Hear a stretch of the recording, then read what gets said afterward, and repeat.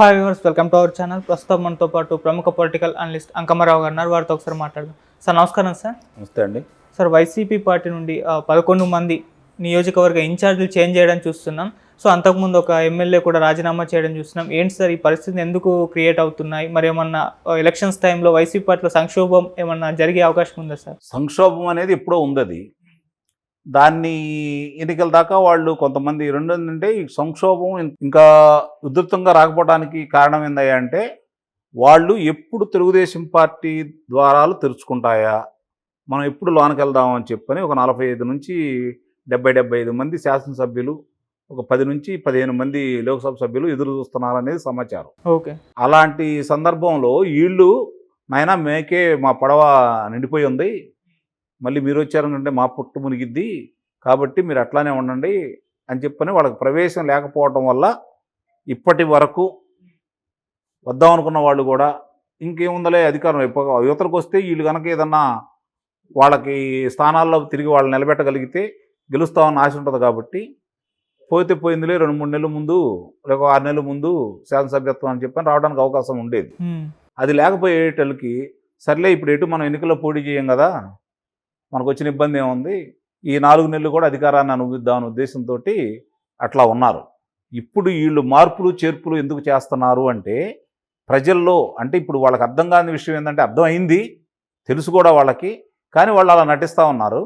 ఏంటంటే అక్కడ శాసనసభ్యుల మీద ఆంధ్ర రాష్ట్రంలో 20% అసంతృప్తి ఉంది, 80% ముఖ్యమంత్రి గారి పనితీరు మీద అసంతృప్తి ఉంది. ఇప్పుడు ముఖ్యమంత్రి గారి మీద అసంతృప్తి తెలియపరచకుండా ఉండటం కోసం శాసనసభ్యులు ఏదో తప్పు చేశారు, వాళ్ళని మారుస్తున్నాం అని చెప్పని ప్రయత్నం చేస్తున్నారు. వాళ్ళు చేతులు కాలేక ఆకులు పట్టుకున్న సొంతంగా ఉంది వాళ్ళ పరిస్థితి.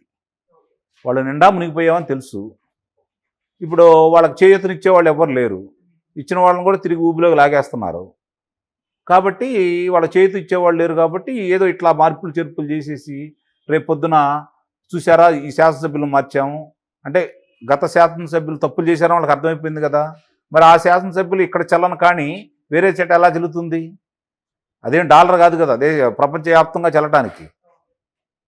మరి అలా చూసుకున్నప్పుడు ఇక్కడ స్థానికంగా శాసనసభ్యుడు సరిగ్గా ఉంటే మీరు ఎందుకు మార్చారు అతన్ని? అతను తీసుకెళ్ళి ఇంకోసాట నియమించారు అంటే దాని అర్థం ఏంటి? అంటే ప్రజలంత అమాయకులు అనుకుంటున్నారా?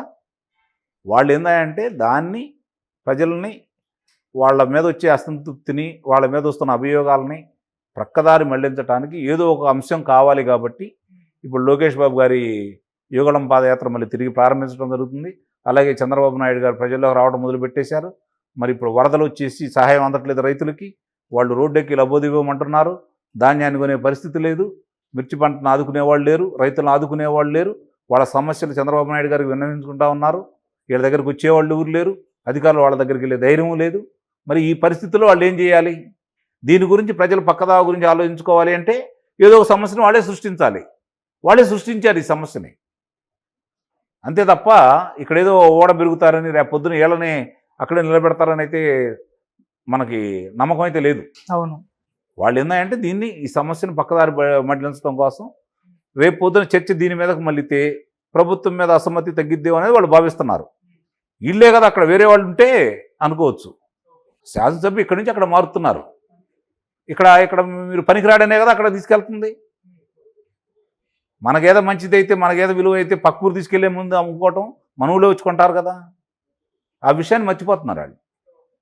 అందుకోసం అని చెప్పని ఇన్ని ప్రయత్నాలు చేస్తున్నారు. అవి సఫలమవుతాయి అయితే నేను భావించట్లేదు. సరే, రాజకీయంగా ఏ పార్టీ అయినా సరే అంతిమంగా లక్ష్యం ఏందంటే అధికారంలో రావటం. దానికోసం వాళ్ళ చేతిలో ఉన్న ఆయుధాలన్నీ ప్రయోగిస్తూ ఉంటారు. ఇది కూడా ఒక ఆయుధంగా భావిస్తున్నారు. గతంలో కూడా అలా అన్నారు. కాబట్టి తెలుగుదేశం పార్టీలో ఆ రోజు 37 మంది డిఎస్పీలని బదిలీ చేస్తే అందుట్లో 35 మంది కమ్మారంటే ప్రజలు నమ్మారు.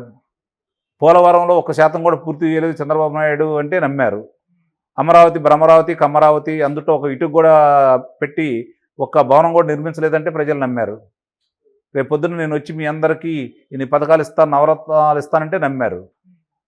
అవినీతి జరిగిపోయింది, 6.5 లక్షల కోట్ల రూపాయలు మన ధనాన్ని దూశారన్నారు. అంత మామూలుగా వాళ్ళు ఈ పన్నులు అంత రావలేదు, వాళ్ళు ఇచ్చిన బడ్జెట్ కూడా అంత లేదనే విషయం కూడా మర్చిపోయి వాళ్ళు ఇష్టం వచ్చినట్టు మాట్లాడారు. అది ప్రజలు నమ్మారు. అంటే ఇప్పుడు మేము ఏం చేసినా ప్రజలు నమ్ముతారనే అతి విశ్వాసంలో ఉన్నారు వాళ్ళు. ఓకే. మిమ్మల్ని నమ్మరా బాబు, మీరు ఇంటికి పంపిస్తున్నామని చెప్పని 2023 ఫిబ్రవరిలో చాలా స్పష్టమైన తీర్పు ఇచ్చారు శాసన మండలి సభ్యుల ఎన్నికల్లో. అలాగే తండోపతండాలుగా ఒకవైపు నుంచి చంద్రబాబు నాయుడు గారి బాదుడే బాదుడే కార్యక్రమం కావచ్చు, లేకపోతే ఆయన ఇచ్చినటువంటి హామీలు కావచ్చు, మహిళా శక్తికి సంబంధించి, అలాగే నీటి పారుదలకు సంబంధించి, ఆ జలాశయాలు ఎట్లా నిర్వీర్యం చేస్తున్నారు వీళ్ళు, తెలుగుదేశం ప్రభుత్వంలో ఎంతవరకు పూర్తయినాయి, ఎన్ని పూర్తయినాయి, ఇప్పుడు ఎందుకు ఆగిపోయినాయి, దాని మీద ఎంత ఖర్చు పెట్టారు, వివరాలతో సహా ఆయన ప్రజల మధ్యకి వెళ్ళి చెప్పే విధానానికి తండోపతండాలుగా జనాలు వచ్చి నీరాజనాలు బలుగుతున్నారు. అలాగే లోకేష్ యువగళం పాదయాత్రనికి విస్తృతంగా జనం హాజరయ్యి దాన్ని చూసే వీళ్ళకి ఒక వణుకు, పీఠం కదిలిపోతుందని చెప్పి ఆ రోజే అర్థమైపోయింది.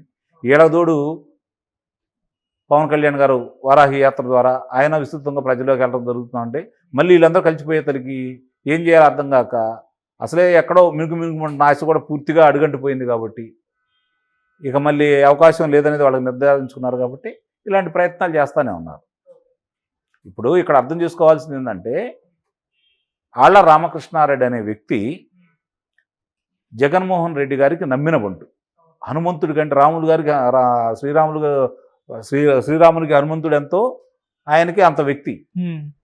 అలాంటి వ్యక్తి ఎన్నికల ముందు ఇంకా 3-4 నెలల్లో ఎన్నికలు రాబోతున్న తరుణంలో శాసనసభ్యత్వానికి పార్టీకి నేను రాజీనామా చేస్తున్నాను, నాకు 1250 కోట్ల రూపాయలు అభివృద్ధికి ఇస్తా అన్నారు, ఇవ్వలేదు, ఇవన్నీ పక్కదారి మళ్లించే కార్యక్రమాలు.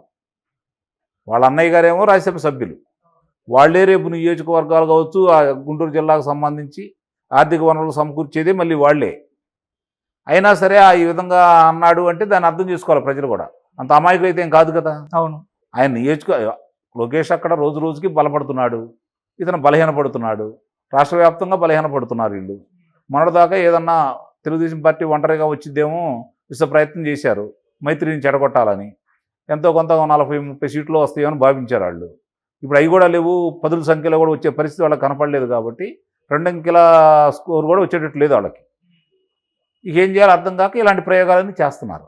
సార్, అలాగే మరి ఇప్పుడు ఈ మార్పులతో పాటు ఎలక్షన్స్ దగ్గర దాదాపు 80 మంది కొత్త వాళ్లకు అవకాశం ఇచ్చే అవకాశం ఇస్తారండి. అది కూడా మంచి ప్రక్రియ, నేను కాదనంటలా. ఎంతో కొంత ప్రజలు కూడా ఆలోచించుకుంటారు. ఇప్పుడు తెలుగుదేశం పార్టీ గతంలో ఓడిపోయింది కూడా చంద్రబాబు నాయుడు గారి మీద కోపంతో కాదు, స్థానిక శాసనసభ్యుల మీద ఉన్న కోపంతో. వాళ్ళు చేసిన పనులు నచ్చక తిరిగి మళ్ళీ వాళ్ళ మొఖాలే పెట్టారనుకోండి, మళ్ళీ ఇబ్బంది పడే పరిస్థితి తెలుగుదేశం పార్టీ. ఇది ఆలోచించుకోవాలి తెలుగుదేశం పార్టీ కూడా. అంటే అతను చేసింది మంచి పని నేను అంటలేదు, వీళ్ళు చేసేది రేపు మంచి పని అవ్వాలి అంటే గతంలో అలాంటి అభియోగం ఎదుర్కొన్న వాళ్ళందరూ నిర్మూమాటంగా పక్కనే పెట్టేసి మళ్ళీ చంద్రబాబు నాయుడు గారికి 1994లో అన్న నందమూరి తారక రామారావు గారికి ఏ విధమైన అవకాశం వచ్చిందో కొత్త వాళ్ళందరినీ ఇచ్చేసి మంచి వాళ్ళందరికీ ఇచ్చేసి ఆ రోజు మళ్ళీ 94లో కాంగ్రెస్ పార్టీని చిత్తుగా ఓడగొట్టి ప్రతిపక్ష స్థానానికి కూడా రాకుండా చేసే అన్ని స్థానాలు ఆ రోజు సంపాదించుకోవడం జరిగింది. అదే అవకాశం ఈరోజు చంద్రబాబు నాయుడు గారు కూడా వచ్చింది. ఇక్కడ డబ్బు ప్రాతిపదిక కాకుండా ఆ పార్టీకి నమ్ముకున్న వాళ్ళు ఎవరు, ఆ పార్టీకి ఇప్పుడుగా వెన్నుదన్నుగా నిలిచిన ఒక వర్గాలు ఏంటి, ఆ వర్గాలను గుర్తించి వాళ్ళకి సముచిత స్థానం ఇచ్చేసి డబ్బుండాలకో కులపరంగానో కమ్మారికో రెడ్లో అనే భావన లేకుండా ఇప్పుడు ఆ పార్టీకి వెన్నుదన్నుగా ఉన్న బీసీ కులాలను ఏ విధంగా అయితే అతను ఇస్తున్నాడో వీళ్ళు కూడా పందా మార్చుకొని నిజమైన కార్యకర్తలకి ప్రజల్లో మమేకమైన వాళ్ళకి కనుక ఇచ్చుకుంటా వెళ్తే వాళ్ళు దండం పెట్టుకుని తిరిగితే 170 స్థానాలు కూడా గెలవడానికి అవకాశం ఉంటుంది. అంత అవకాశం ఈరోజు చంద్రబాబు నాయుడు గారికి వచ్చింది. మరి ఆయన ఎంత ధైర్యం చేస్తాడో, ఎంతమందిని మారుస్తాడో చూడాలి. అవతల మనిషి చేసి చూపిస్తున్నాడు, తప్పు అతనిదైనా అతని వల్లే వ్యతిరేకత వచ్చినా అది వాళ్ళ మీద నెట్టి తప్పించుకుంటున్నాడు. చంద్రబాబు నాయుడు గారు చేశారు, రాష్ట్ర అభివృద్ధికి ఎన్నో తీసుకున్నాడు, ప్రపంచం మొత్తం గుర్తించింది.